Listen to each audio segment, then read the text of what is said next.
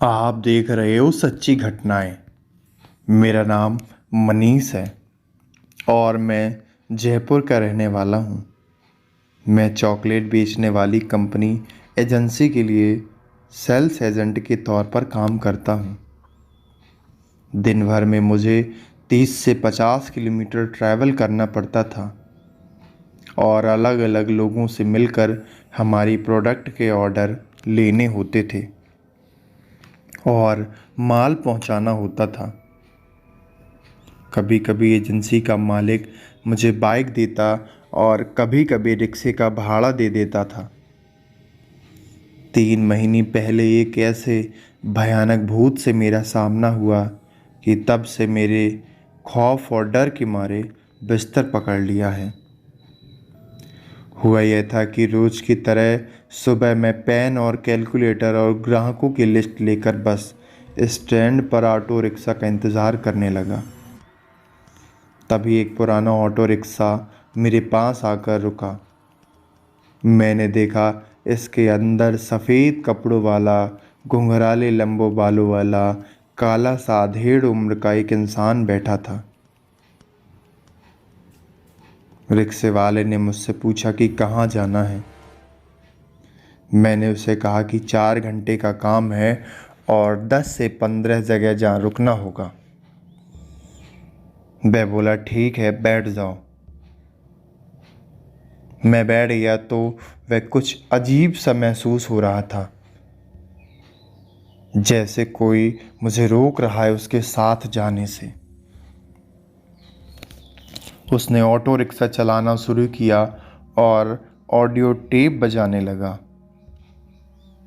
वह कुछ तंत्र मंत्र वाले श्लोक बजा रहा था और रास्ते में आने वाले मंदिरों से दूर दूर से ऑटो रिक्शा निकलने लगता और मंदिर देखकर वह गुस्से से चिल्ला देता, जैसे कि उसे तकलीफ हो रही हो।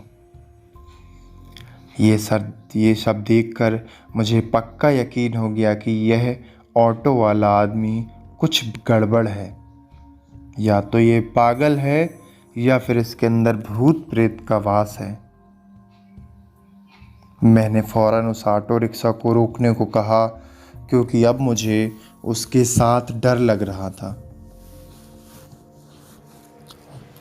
उसने मुझसे कहा कि भैया, ब्रेक काम नहीं कर रहा है, चुपचाप बैठे रहो।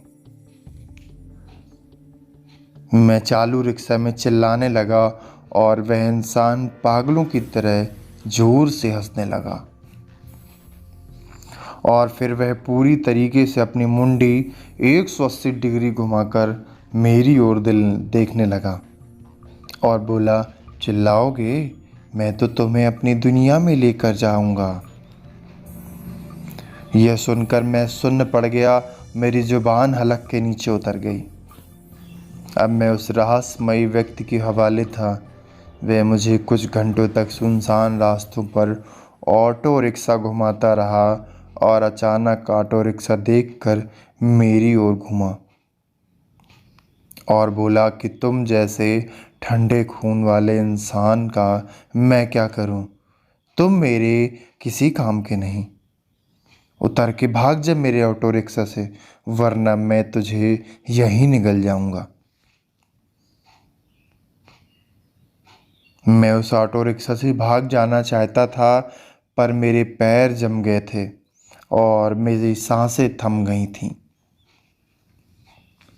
एक लकवाग्रस्त इंसान की तरह मैं वहीं लाचार बैठे करवटे डरे जा रहा था और उसे सुने जा रहा था।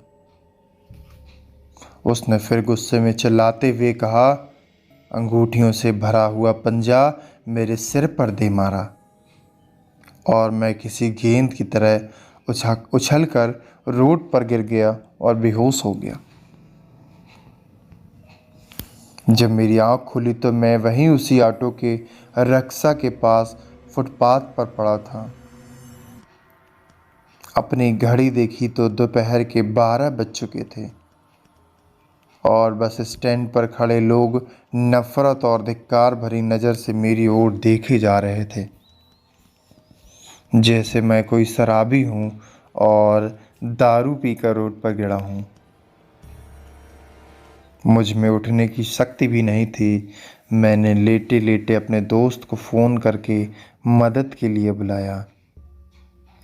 वह मुझे वहाँ से उठाकर मेरे घर तक ले गया।